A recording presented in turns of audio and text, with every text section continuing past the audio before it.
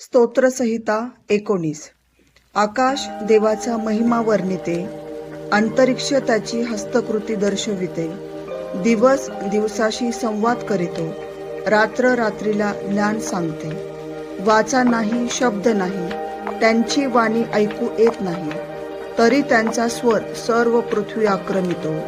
त्यांचे शब्द दिगंतरी पोहोचतात. सूर्यासाठी आकाशात त्याने मंडप घातला आहे.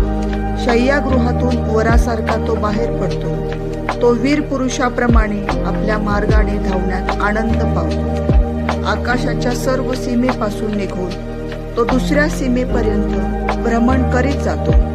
त्याच्या उष्णतेपासून काही एक सुटत नाही. परमेश्वराचे नियमशास्त्र पूर्ण आहे, ते मनाचे पुनरुज्जीवन करीते.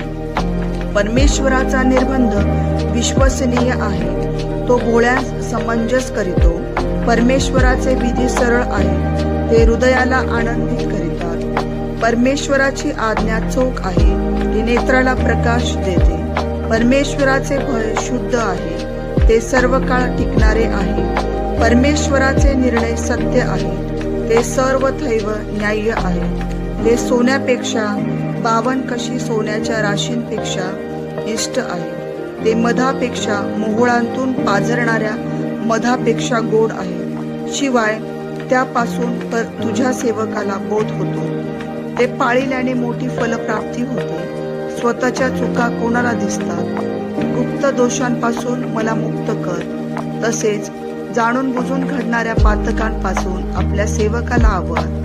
त्यांची सत्ता मजवर न चालू, म्हणजे मी पूर्ण होईल आणि महापातकापासून अलिप्त राहील. हे परमेश्वरा, माझ्या दुर्गा, माझ्या उद्धारका, माझ्या तोंडचे शब्द व माझ्या मनचे विचार तुला मान्य असो. आमेन.